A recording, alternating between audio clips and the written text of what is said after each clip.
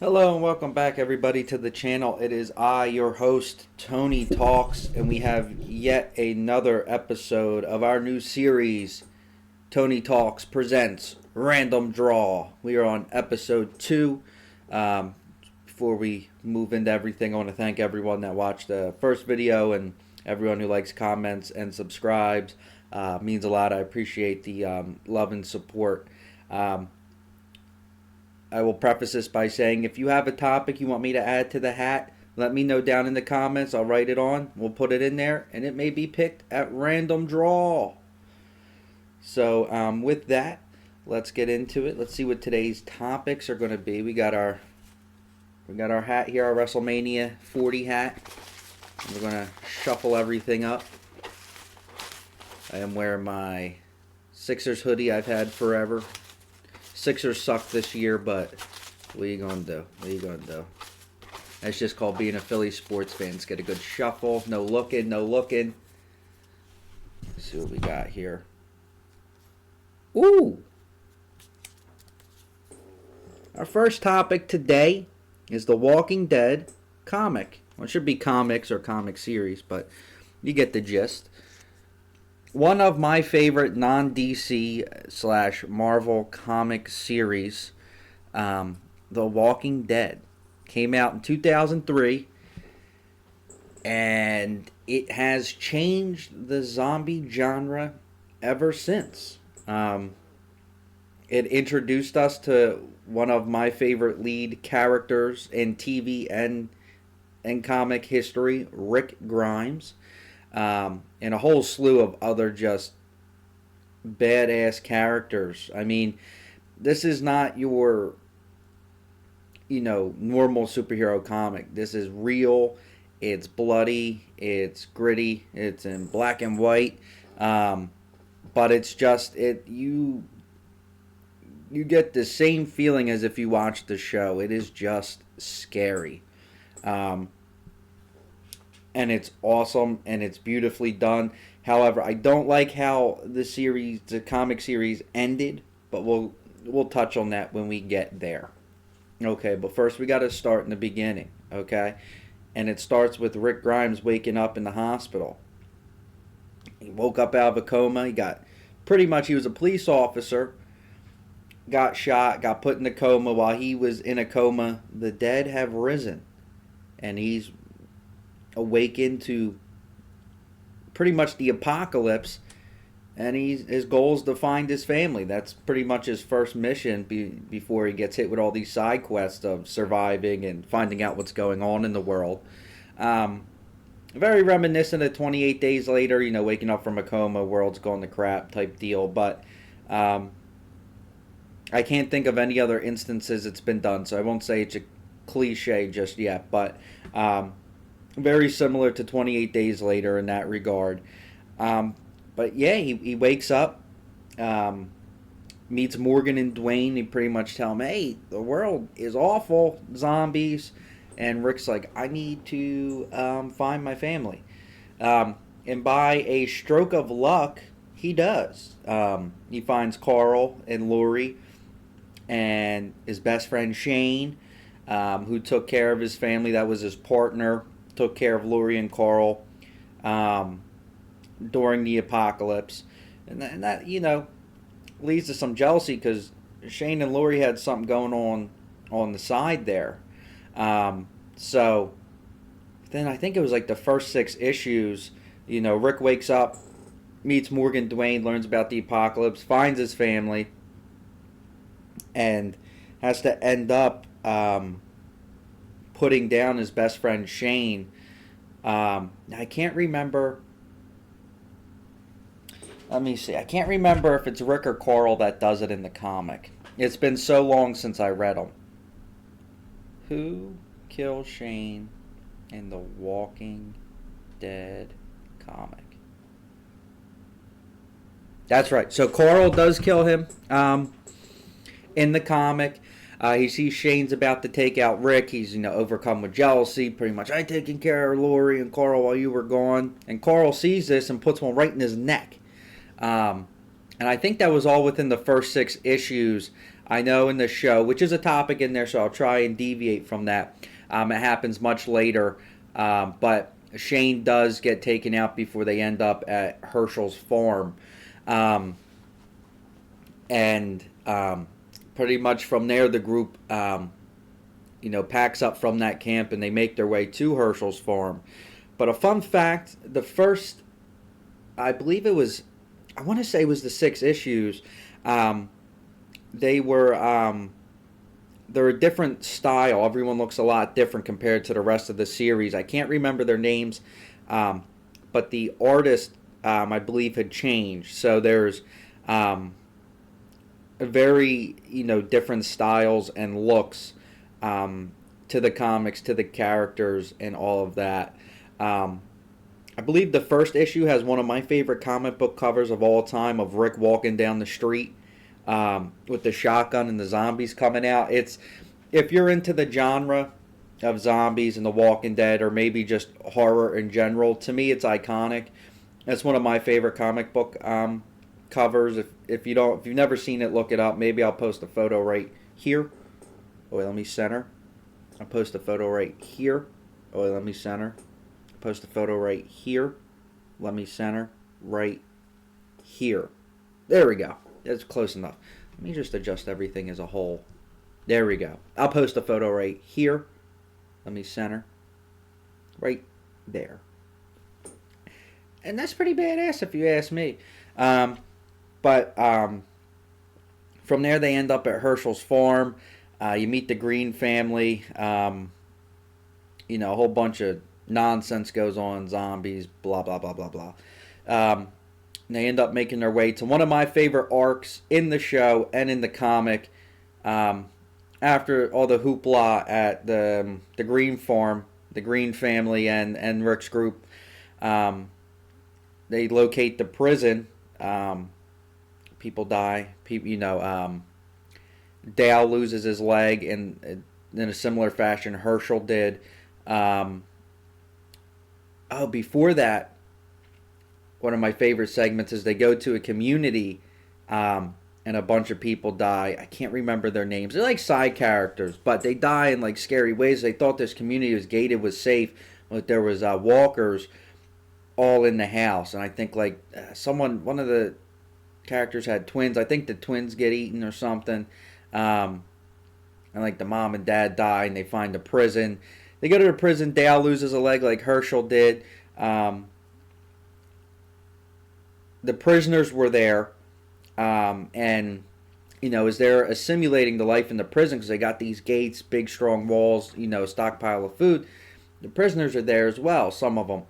And they're like, no, we're good, we're good. And, like, if you recall Beth from the show, when she's in the prison, one of the prisoners, like, takes her out. He just kills her. I think he cuts her head off or something. So Rick is like, at this moment, like, they got to put the prisoners down. They're clearing out the prison block by block. We get introduced to one of my favorite comic characters. He did not last long in the comics, but Tyrese and his group show up. Tyrese is just a badass character. In universe, I think he was a former pro football player, like a linebacker. He's just, dude, he's awesome. He's up there, one of my favorites in Rick's group. Rick for me is top tier character. Tyrese is a close second or third in there as well. You just can't beat it, man. Tyrese badass. Like the character development is just awesome. Rick throughout the series, Andrea throughout the series, Carl especially in the comics. It's just awesome what they're able to do in a comic book and flesh out these characters. But as they're at this prison, they see this helicopter fly by and it crashes. So Rick and the group, at this point, Michonne has joined the group. I know she's a fan favorite.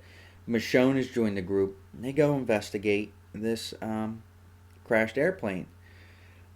Unbeknownst to them, there's another community called Woodbury, which is controlled by, this is my opinion, the greatest villain in comic book, um, maybe, pop culture history.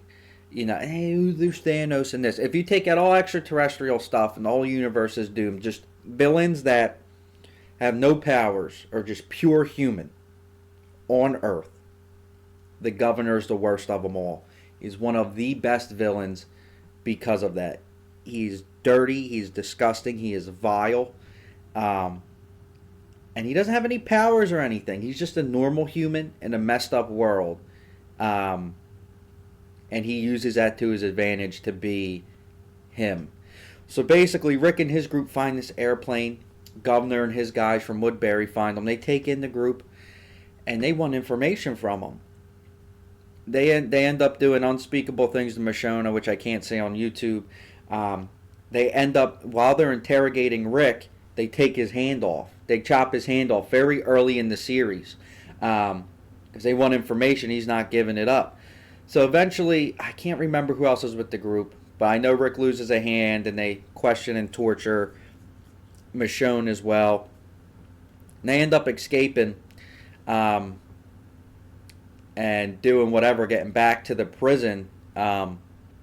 And before they escape, Michonne gets her sword. And they get retribution for what the governor did to her. She cuts off his arm, takes out his eye, cuts off his manly bits. If I remember correctly, she just mutilates him but leaves him alive.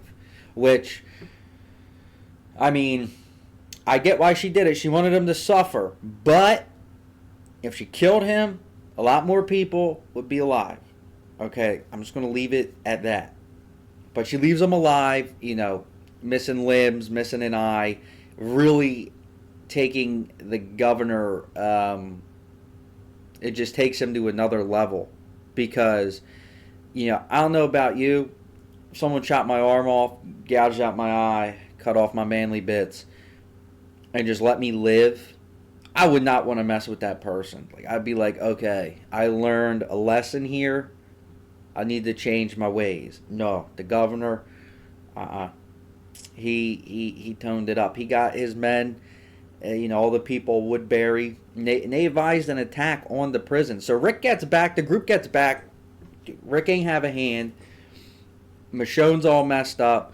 At this point, Lori had I forgot about this. Lori, Rick Grimes' wife, was pregnant, had baby Judith. There's Lori just had a baby. Her husband comes back with one hand. Carl's like, what is going on here? I cannot believe. And it's just like all this hubbub. So, the group, they continue to do whatever. The governor's forces stay back, and he plans an attack. So one of the greatest battles, I keep saying everything's the greatest. I gotta stop loving on it, but a very good battle, especially in the comics.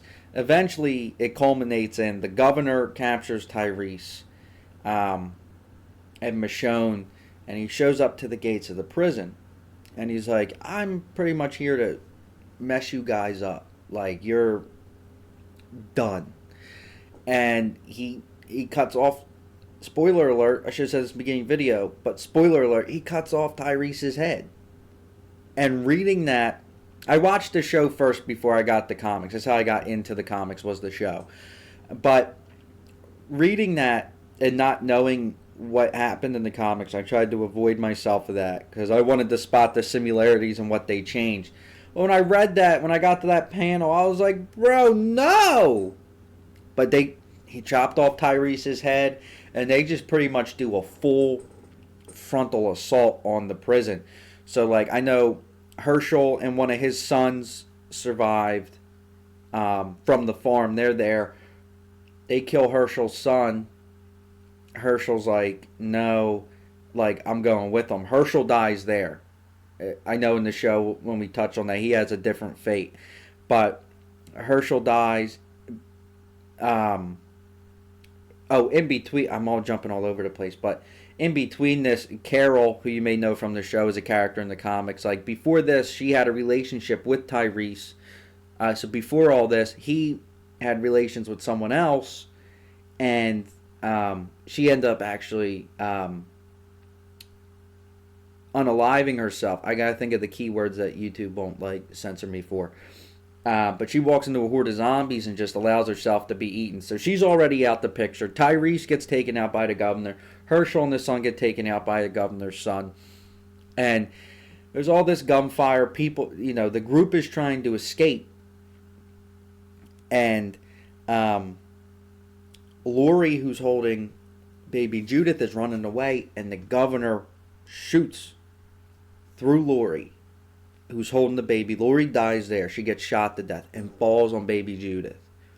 Now, this is what I mean where the comics are raw and gritty. Because you're like, granted, I was a teenager when I read it. I didn't have kids or whatnot. So, because when you have kids, that stuff hits you at a different level.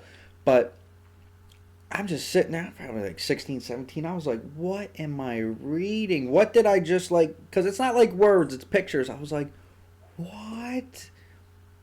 I was like, this dude's a scumbag for real. So, obviously, yeah, Lori dies. Baby Judith, unfortunately, does not make it. And the governor is just like, yeah, let's get the rest of them. Like, let's keep killing these people. Look what they did to us. And I can't remember her name. There's a whole book series on her. They're awesome books.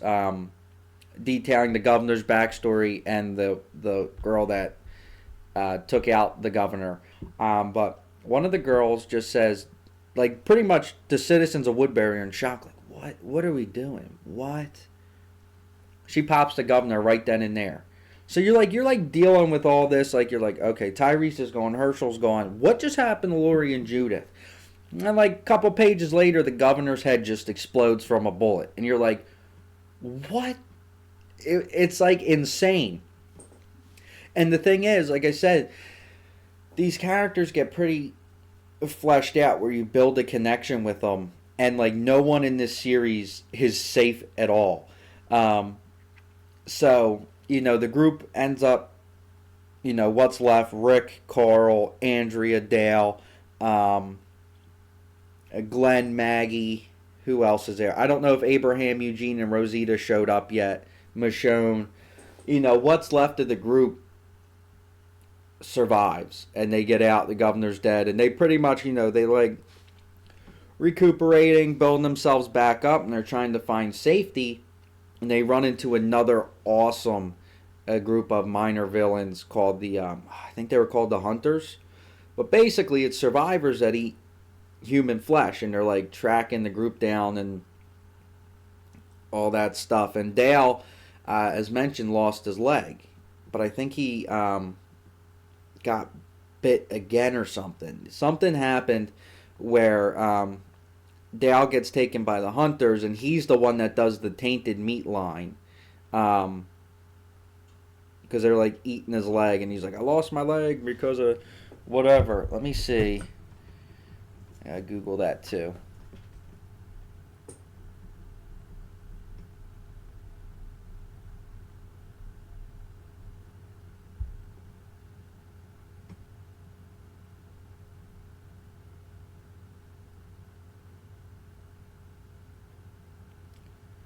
Let's see.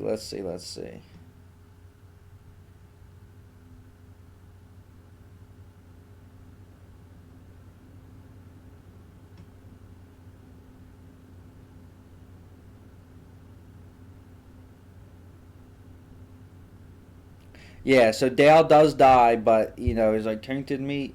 Who kills the Hunters? The Walking Dead comics.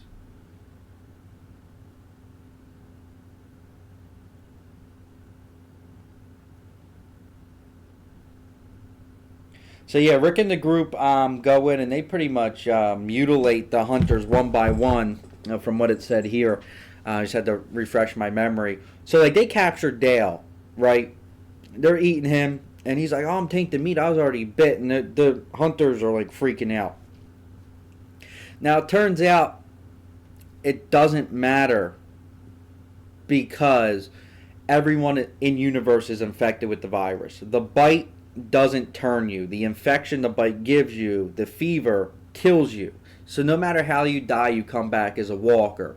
So the whole tainted meat thing didn't matter, but it made the hunter second guess, and it makes you, the viewer, like, oh my god, that's disgusting, or the reader. And Rick and his group go in, and they just take care of them. They chop them up and burn their bodies, from what it said.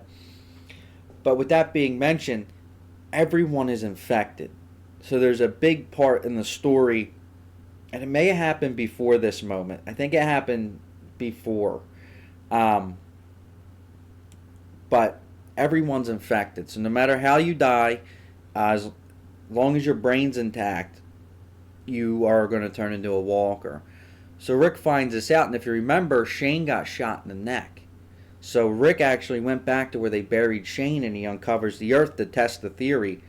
And Shane's in the grave, he's a walker, and Rick puts him out of his misery, kind of as letting go of that part of everything. Because even though Shane tried to kill him and whatnot, Rick had the respect to, put him down, or else he would have lived in the dirt as a walker for eternity, pretty much.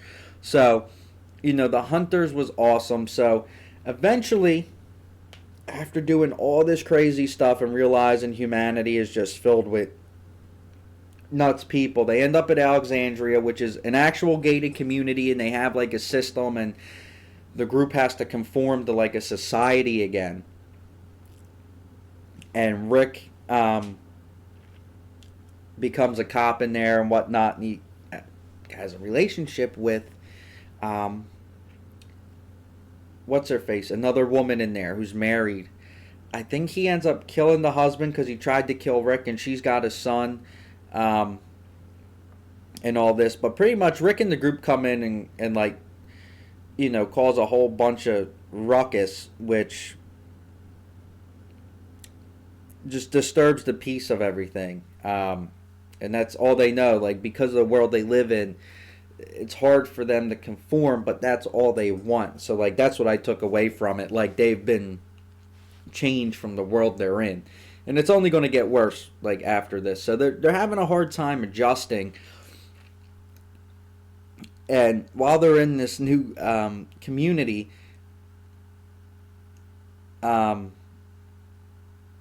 walkers get in. There's a whole big walker outbreak. A whole bunch of people die, and they're trying to fight off the walkers. And Rick's looking for Carl and the Horde, pretty much. And the son of the guy that Rick, I think, killed or beat up, I can't remember if he killed him in the comics, shoots. And it hits Carl. Another awesome comic panel. Hits Carl right in the eye. Blows his chunk of his face off. And the panel, I believe it just says Dad.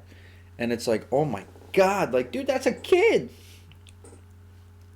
So Carl gets shot in the face. And you're left on like, if you have like single issues, I think you get left on like a cliffhanger to like Carl die. Because he's a pretty good character in the comics. And they pretty much, they fight through the Horde. I think the leader of Alexandria dies. Rick and his group become the new leaders. Carl survives. He gets this awesome eye patch and hat and this wicked, backstory to tell people. And they end, I think Michonne ends up taking out the kid that shot Carl, if I remember correctly. You guys can fact check me on all this. It's all from memory. I haven't read these comics in years now. But yeah, and it's like, everywhere they go, everything just turns to shit. It's just awful. It's only going to get worse because then their next big villain is Negan. And yes, I know, Negan's the greatest. No. Number one, the governor, greatest villain. I'm just going to air that out right now. Negan is also S tier, godlike tier. But all he does is say the F word a lot. And, like, his brutality, the governor also did. You know what I mean? You can't, like... So, he ends up taking out Glenn, which is really sad. He's the only one that goes in that scene as opposed to the show. So, he ends up taking out Glenn, and the whole, Negan wars begin. And, for Negan forms a relationship with Carl, and there's a whole bunch of back and forth. Um, and you should. I'm not gonna. I can't remember all the details, but you should really read the comics because it is very good back and forth for a few issues of them just going after one another. And as mentioned before, the whole point is my takeaway from it. Rick and his group, Rick was a police officer before all this. He has a sense of justice and doing the right thing. He doesn't want to kill Negan. He doesn't want to kill anyone. He does it because he has to. And it's turned him into this savage like person. So when the war with Negan is over, he puts him in prison to get back to how society was. And it ends up rehabilitating Negan just like in the show. That's how it happens in the comic. But like, if you asked me, I would have taken Negan out. I would every savior. I would have just offed them guys because they take out Abraham. He doesn't get his head bashed in. He's walking on the railway track, and Dwight arrow right through the eye. And when you're reading the panels, you don't notice it till he turns his head and he just drops dead because the arrow hit him right like through the back of the head and the eye. And Abraham, another awesome character, and you're just like, what the? And he's just gone like that. But yeah, you should read The Wars with Negan and the group. It is some awesome storytelling. It's brutal. It's just insane. I don't even know what else to say other than that. Just go read it. Go read it. So after that, we get into one of probably the scariest things I've ever read. So after the whole war with Negan and his crew, Rick, that's where he gets the shaved head and all that. I think there's a time jump. And a group of scouts for Rick's group are out scouting the area looking for supplies. And a big horde of walkers come. And, they're hiding. And he's like, I swear I heard them talking.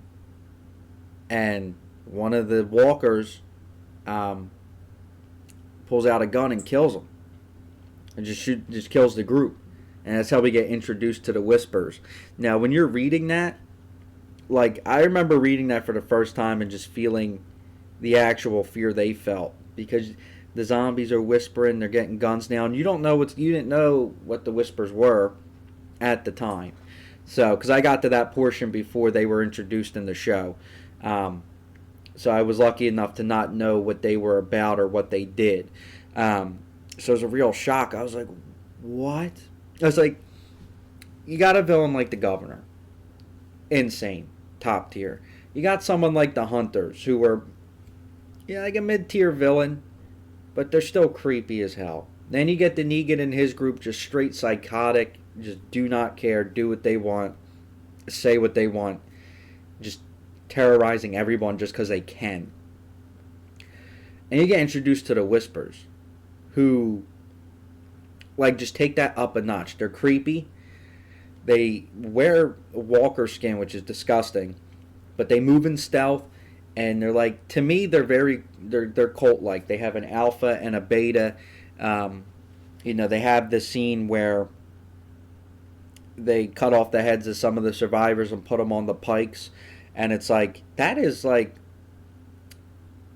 I don't want to say ancient, but that's like some hardcore old school battle mind game stuff. Like, they're very cult-like, they're creepy, they're disgusting, and the worst part is they move in stealth. Like, what are you gonna do about that? Like, you can't. How do you battle that? And that's what Rick and the group pretty much does. Now I gotta look up how they die in the comics.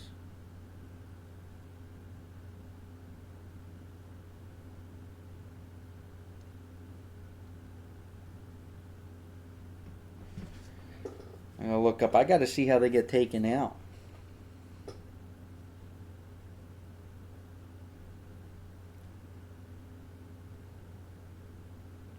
Let's see.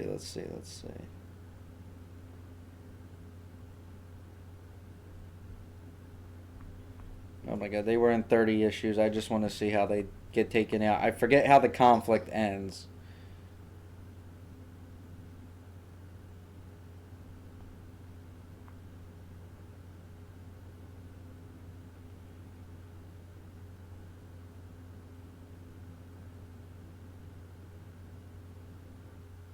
That's right. So it does happen very similar to the show where Negan gets let out of prison and infiltrates and cuts off Beta's head, um, which was crazy because Negan gets a little bit of a redemption arc, and I think he just leaves after this whole event. Um,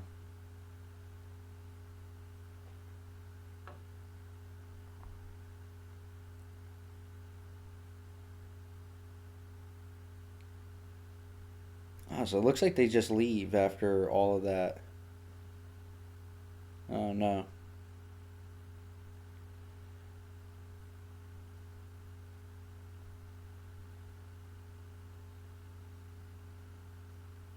No, look, it says Aaron and Jesus go in and just pretty much clean house.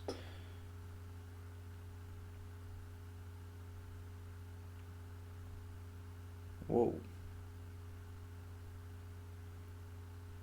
Let's see here.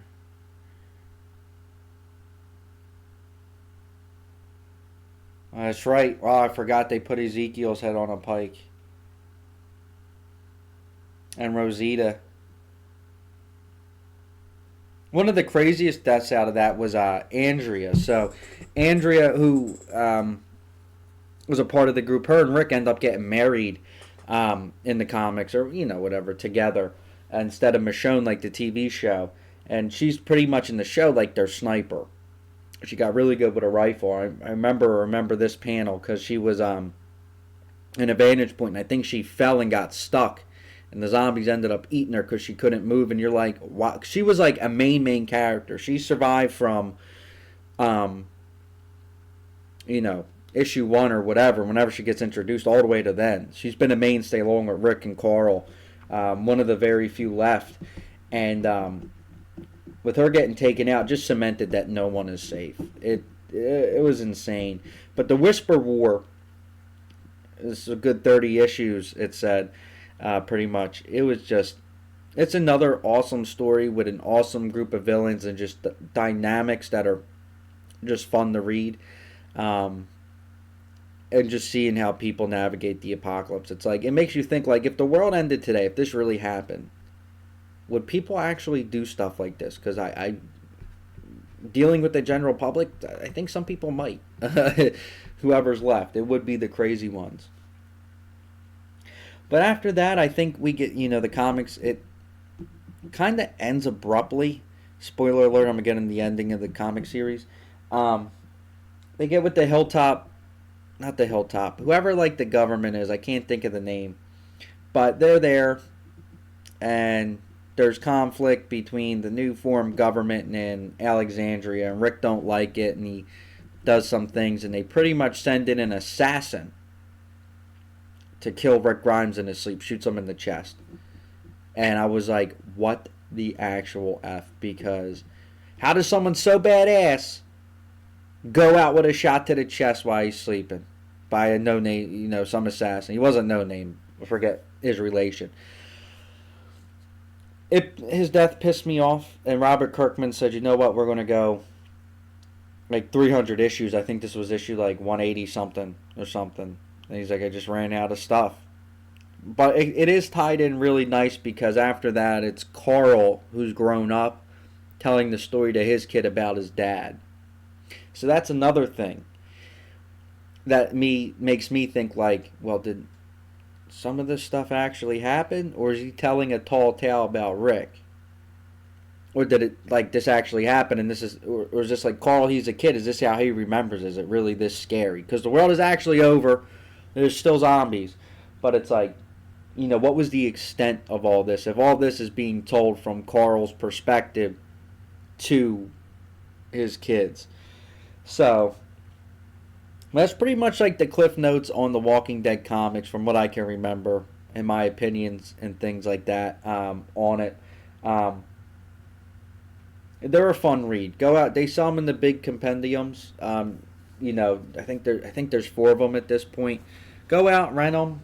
do whatever. I actually sold mine a while ago. So they were needed some money, and they fetched a pretty penny. But yeah, go read them. They're awesome. If you're a fan of comic books or horror or zombies, go out and read them. And you'll enjoy it. You'll enjoy it. It sucks because everyone's probably seen the show, but being able to read them without ever watching the show is a big plus. But if you have seen the show, just keep an open mind when you read it and just enjoy it. So let us go into topic number 2. See what we're going to pull today. Then I got to do this and then I got to end it because I'm making soup. Got to go check on my soup. Let's see what we get. Eyes closed. Big shuffle.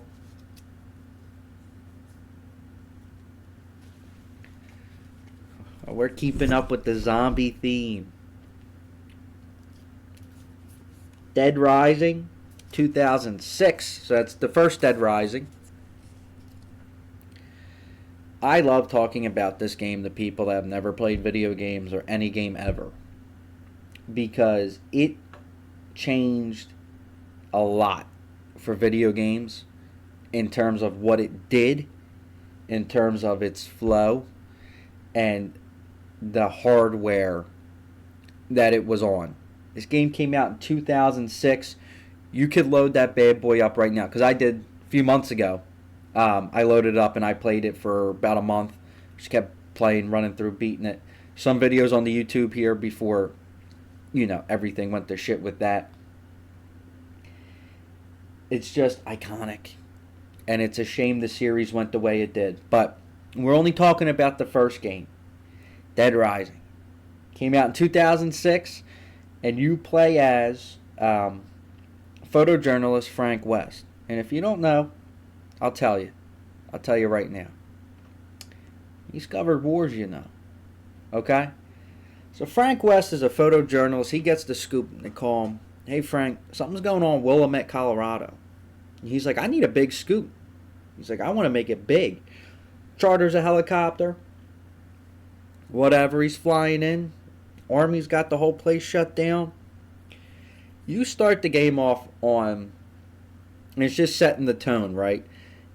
And it does an amazing job. Pretty much in a helicopter, and it's a tutorial on how to use the camera. Because a big part of the game is you're a photojournalist. You need to take photos.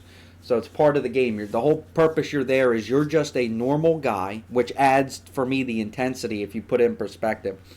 You're just a normal guy. You're not specially trained nothing. He's a photojournalist that gets thrown into a zombie outbreak. So you're in the helicopter, you're doing the photo tutorial, and you're seeing it as Frank's seeing it for the first time. People are getting eaten. Buildings are on fire. Cars are exploding. And you, the viewer, or the player, have no idea what's going on, and neither does Frank. And he doesn't know how to handle it because he's a normal person as well. You got to keep that in mind throughout the whole game. He's just a normal guy. So the military chases his helicopter. He jumps off the roof, and you're just like, wow, what the hell? You meet this guy at the front of the top of the roof. His name is Carlito. And he tells you, "What are you doing here? Bad choice to come here, yada, yada." And you don't think nothing of this guy. So you keep walking into the mall. And you find a group of survivors. And you're taking their picture and asking what's going on. And they're like, "Zombies, what do you think, dude?" Frank walks back, to the back gate. The mall's shut, closed in sections. And they're barricading the front door. And he meets this old guy who's like, "Get away." And Frank's like, "No, something ain't right with you. I need to talk to you." And the guy's like, "Get the hell away from me." Unbeknownst to Frank at the front, one of the survivors lost her dog, Madonna.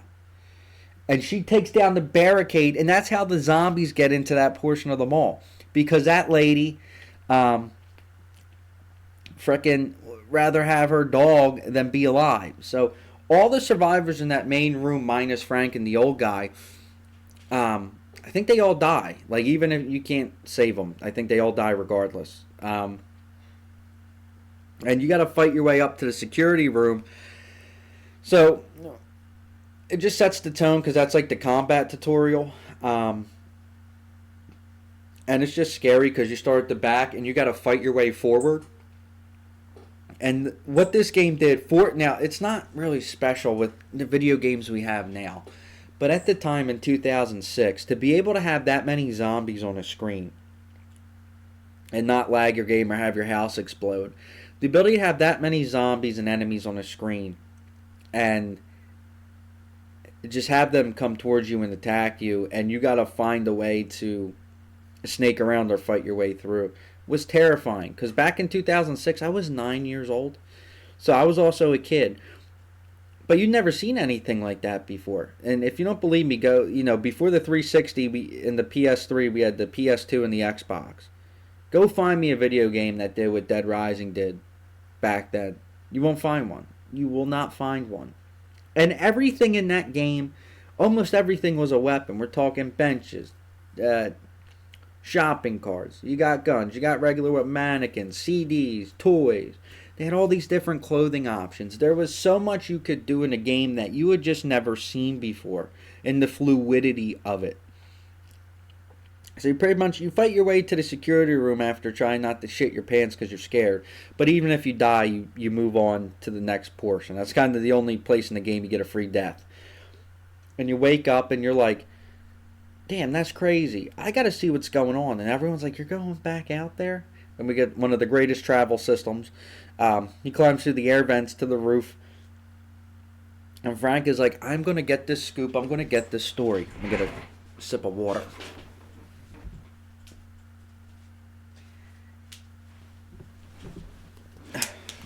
I would like Big Water to sponsor me. So Frank goes out. He's like, I gotta find out what's going on. I'm here, I'm doing my job, whatever.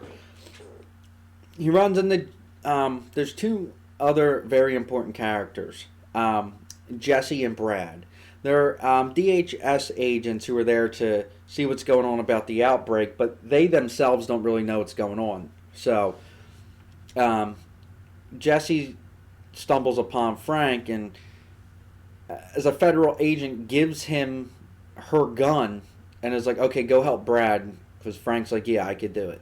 He's like, I've covered wars, So, then you get, to the main section of the mall and you get to see the whole map pretty much. And the map is huge. Lots of load zones, but, it's 2006. But it's a good amount of zombies, and as the game progresses, more and more zombies will spawn in the screen. Like, it's insane. So, you help Brad, and you find out the guy that's linked to all this is the guy on the roof in the beginning, Carlito. So you get in a shootout with Carlito, and you're just, bang, bang, banging, shooting, throwing shit at him, whatever. He escapes, and Brad's like, well, we got to go find the old guy. So then you fight through the food court, out through the strip mall outside. You get to the old guy. The old guy's like, I'm not talking until you secure my safety. And Frank's like, well, I got a helicopter. And Brad's like, that's awesome. Let's go talk to this guy tomorrow. So that's pretty much like the first, I'd say, 20 minutes of the game. Maybe 15 minutes if you skip the photo tutorial. But in between that, you find out, that's when you find out you can save survivors. There's optional, what they call scoops, where you can save survivors, take photos, and all that other stuff. So you can you save survivors, take photos. You do other things to earn PP or prestige points, which level you up. So you either get life, speed, inventory, damage increase, or combat moves when you level up. There's 50 levels in the game. So it's just like a standard level up system. The thing that sucks, though, is you don't know what your next reward's going to be. You don't get to pick it. Now, there is a set structure. So every 10 levels, it's like you get 2 life, 2 whatever. There's a combination of things you get within those 10 levels. So by like your 7th level into that 10 level break, you could be like, okay, it's one of these 3. But, that's just a fun fact. If you ever tried, like, speed running the game or something, or really needed something like an extra health bar or inventory slot, you could kind of gauge when you'll get that. But it's not guaranteed. Especially if you're at the first level of that 10 level set. But yeah, so you can just save survivors, roam around, do whatever. There's marked missions, there's unmarked survivors, which, you got to find out the route if you ever want to get the Saint achievement, which is on my list to get, just saving all the survivors. That one's so I don't remember where people randomly spawn that aren't with a scoop. Now, I think it's like designed in a way where the game will have them there, because theoretically you should be in that portion. But you may have to do some research into that.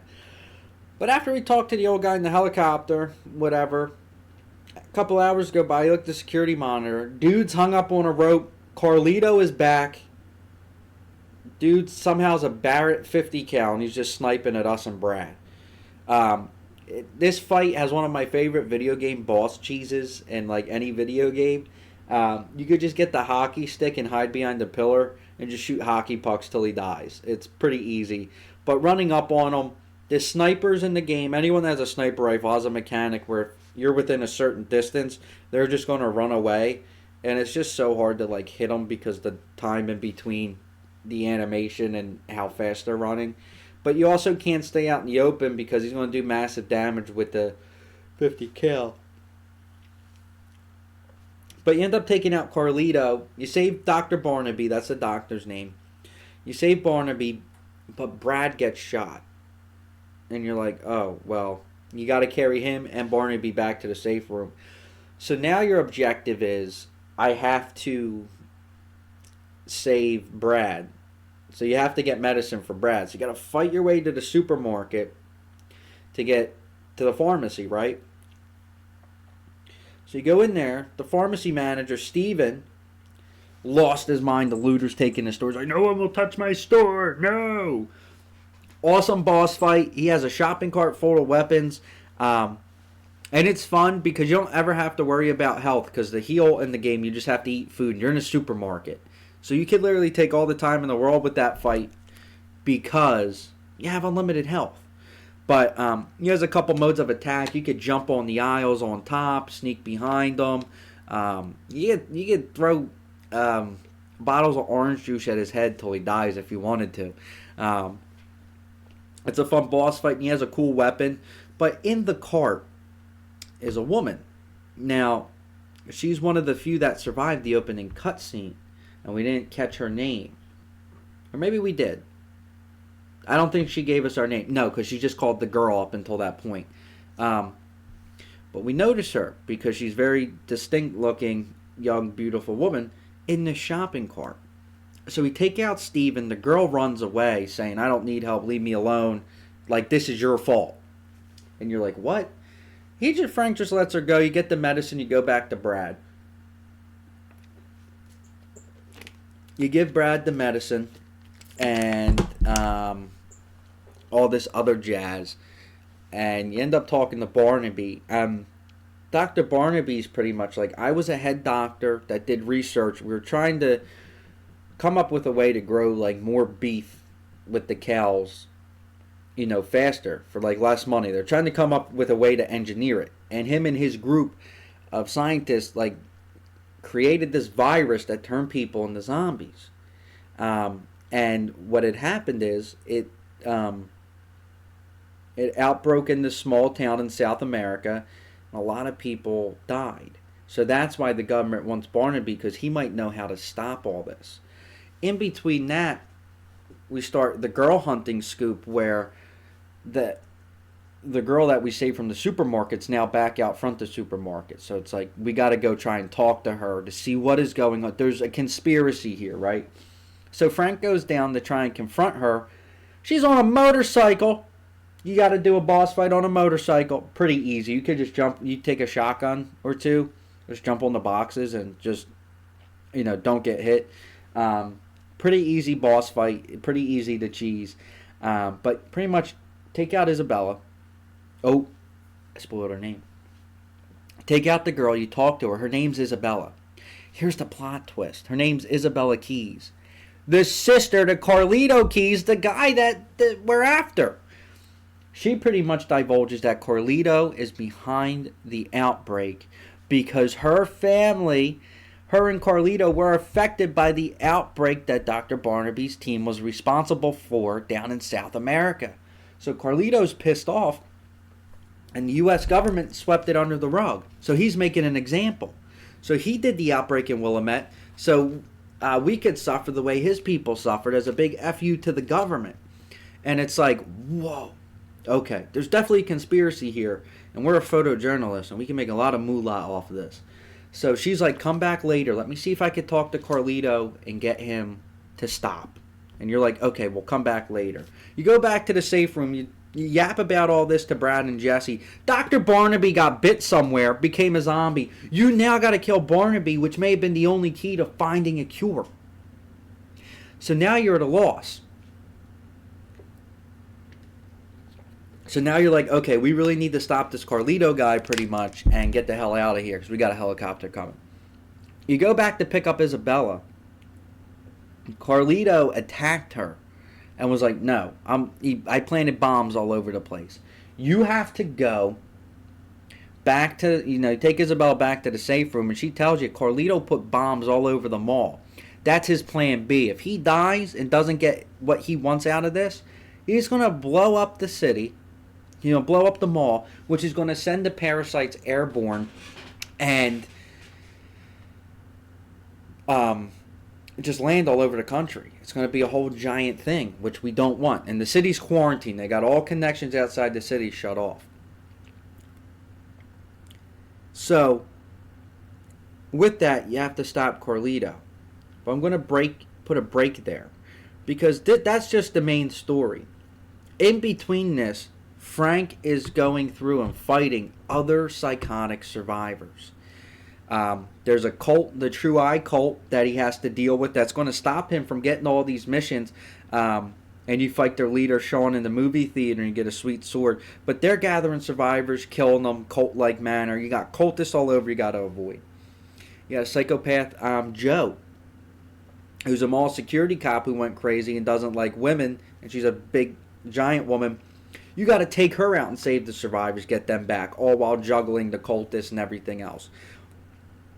You got Kent, another photographer who thinks he's better than you and is trying to get the perfect shot and is turning survivors into zombies to get the transformation on camera. You got to take him out. Then you got one of everyone's favorite, Adam the Clown.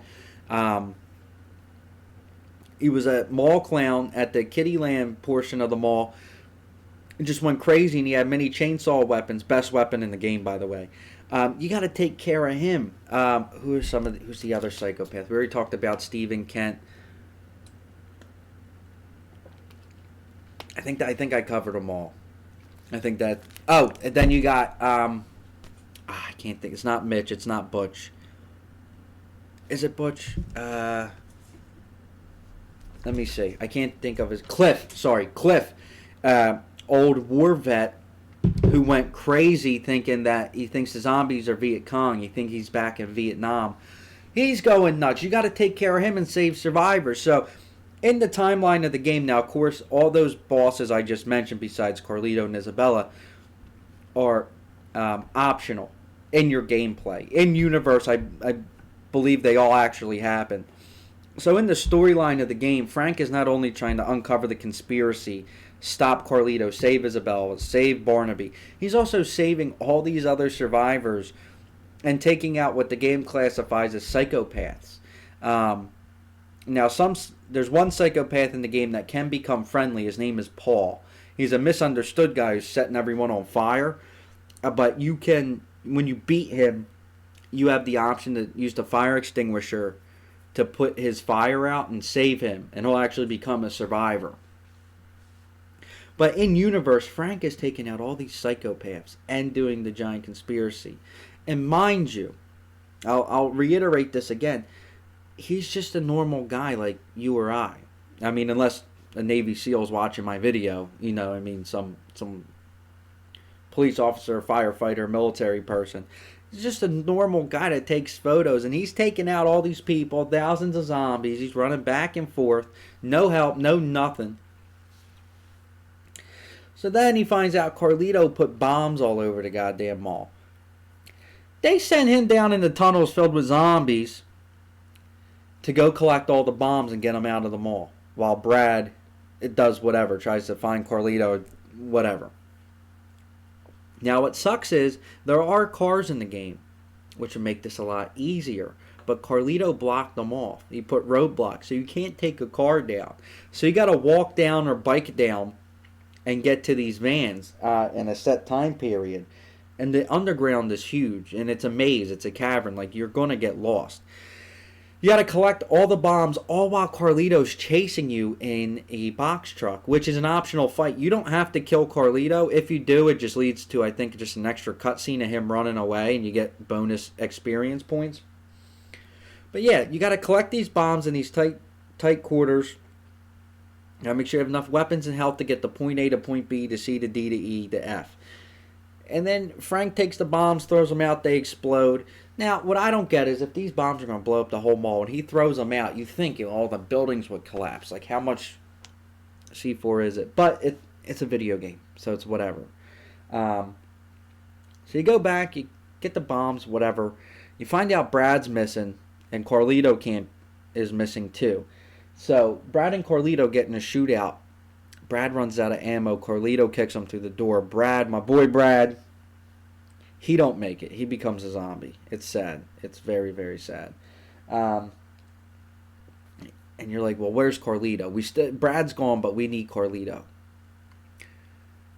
Carlito, we see on the monitor, get taken by someone in the alien, taken into the butchery of the mall, at the meatpacking plant, pretty much.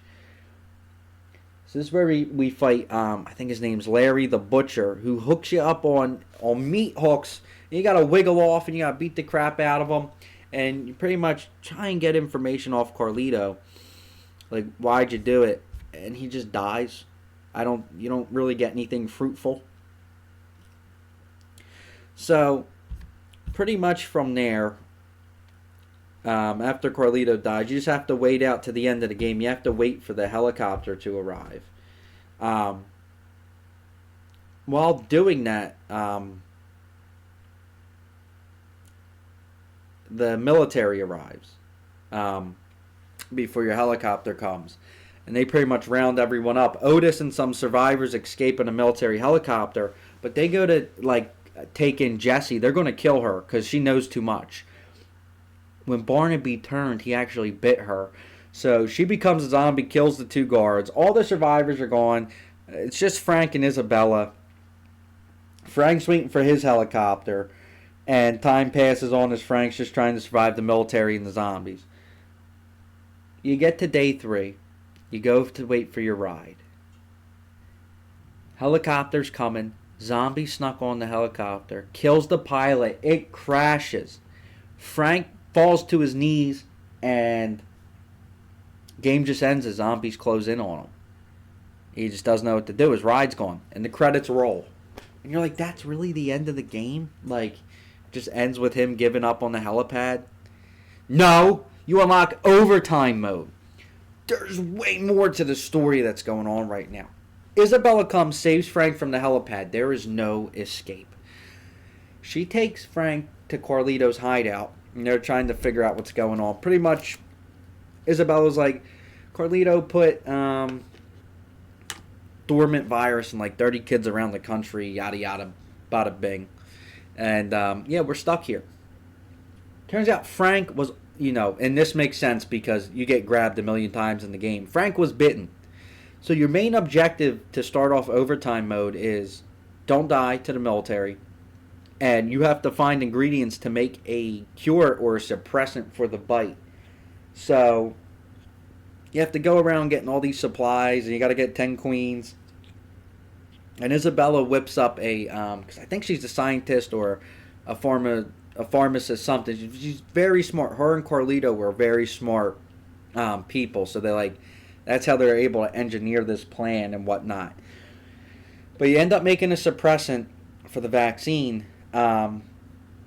or a vaccine, so Frank doesn't become a zombie, which later in the series becomes Zombrex, which, if I ever pull the other games out the hat, like that's when we'll talk about them. That's when they become prevalent. So, in the meantime, you have to get a generator to power Carlito's hideout. And as you're getting the generator, you get into a fight with no, there's no fight, sorry. The helicopter crashed in the courtyard. And as you're getting the generator, you see the big obelisk in the center broke. And it was actually an underground tunnel outside the city. So you tell Isabella this. That's your way out. Because surely... Now, I don't know how to me, which doesn't make sense, is how did that tunnel get filled with zombies if it was, like, covered up in shit? But neither here nor there. It's a video game. You get Isabella. She makes a pheromone that keeps the zombies off of you. But I think only she has it. Because I got to fight and save her. She only has enough for one dose. And Frank's already bit. So you make this pheromone, you survive the military, all this stuff, and you fight your way through these tunnels. And you're just hacking and slashing, you're opening gates, and you're like, dude, there's a light at the end of this tunnel. And you get out there, military. U.S. military's behind it all. You have a tank fight. You're fighting a tank in a zombie game on this mounted machine gun. And the general leader, I forget his name, comes up. Brock. Brock is his name. He's pretty much like, I can't let you leave, and you know why? Like, no, boy, I'm going to save our country. I cannot let you do all this. No, no, no. And you have no weapons. You have no health. You have to fight this guy one-on-one who does massive damage. And now, if you have the spin turbine windmill unlocked, dude, just throw that and then jump away, knee drop, whatever. It's a hard fight. He'll throw you out in the zombies, and there's no health, there's no weapons. And then if you die, I think you have to do the shooty part all over again, if I'm not mistaken. But you end up killing the general, or captain, whatever his rank is. You end up killing Brock, and you escape. And Frank tells the story, gets all these awards, he becomes famous, which will lead into the other games in the series if we pull them out the hat. But yeah, Frank uncovered the secret, and he went through all this hoopla and stuff, and it is, no matter how many times you play the game, it's just fun. And there is different endings. That's what I just reviewed is the true ending. But like, you don't have to do any of the main story, and then the helicopter will come and you'll be saved. Or you don't get to the helipad without doing anything, and you just sit there to die. There's a couple combinations of endings to that, but that was the true ending, to my knowledge, if I'm remembering it correctly. And I love the story of the game. I love the character. Frank West is iconic. TJ Rotolo, the original voice actor, is just freaking awesome. I think a lot of fans are too pissed they didn't bring him back for Dead Rising 4 or the remake, the deluxe remaster, which is awesome. But I would always, as I advised when we got on the topic, play the original, dude. It is phenomenal. It's backwards compatible. I think you could get a port for the Xbox One or Series S or X. Like, it's out there. Play the original. Have a good time. And then if you want, get the remake. The remaster, I got that. My son got that for me for my birthday this year. The remaster is very true to the original. They added a lot of like quality of life features. But play the original. And like, I was fortunate enough where when this game came out, I was a kid. So like, a lot of it's a nostalgia factor for me of like, whoa, all these zombies, all this customization, like all this is insane to me. Like, I grew up to where I could appreciate it because for what it was at the time, it was groundbreaking. Like, kids nowadays, like if they play like a Call of Duty from like 3 years ago, like not much has changed. Like, yeah, it's changed, but it's pretty much the same. Like, nothing's truly broken the industry in a while, such as that. In terms of capabilities, what a game can handle and what they could do. Any game you get now will have 600 weapons with 600 attachments and 45 different skins and all this other jazz. Like, it's all the games come with that now. Back then, we didn't really have that, and it was just awesome. You know what I mean? Just the privilege of growing up um, with video games during that time, and just seeing it morph into what it is today is a feeling like it sucks that more people can experience that, because I think video games as a whole, as they are going to pretty much stay where they are for a long time. So we already got VR and stuff. I mean, it can't get much realer, um, and much more technical than how it is, unless, like, the only thing that would make change a game is like if GTA 6 was literally one for one scale model of Miami. You know what I mean? Like, that's the only thing I could think that's going to change video games. Um, like I said, with VR and everything out there. So, um, but enough on that. But, Dead Rising 2060 original, what are my thoughts on it? Amazing. You should play it. You should read the Walking Dead comics and then play Dead Rising. Just get your zombie fix in. But the gameplay is awesome. Custom ability, the storyline, the killing, the photographs, the psychopaths, the characters, the survivors, the shenanigans are all so fun. And it's a video game and a game series I hold near and dear to my heart. And hopefully in future episodes we'll get to pull the sequels out of the hat, because there's a couple games in the series. But with that, I think that's where I'm going to conclude today's episode. We talked about a lot. My mouth is dry. But we did what we said we do. Tony talked for an hour and 6 minutes.